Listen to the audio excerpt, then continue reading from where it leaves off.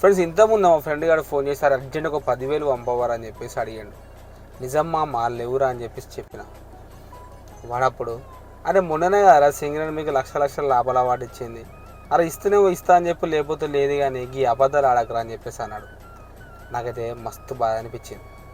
సింగరేణోడు లాభాల వాట వస్తా అని చెప్పి సంవత్సరం ముందు నుంచే వీని దగ్గర 5,000, వాని దగ్గర 5,000, చిట్టోని దగ్గర 10,000, ఇట్లా ఆడు చేసిన అప్పులన్నీ లక్షల లాభాల వాట అచ్చుడుతోనే ఆ పైసలన్నీ అప్పుల ఘట్టంగా అని మిగిలేది మాత్రం సున్నే. కానీ ఇది ఎవరు చెప్పినా అర్థం కాదు.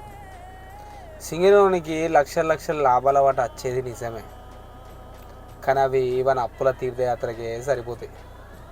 ప్రతి ఒక్కరు నీకేంద్రా సింగరేణి జాబ్ అని చెప్పేసి అనుకుంటారు.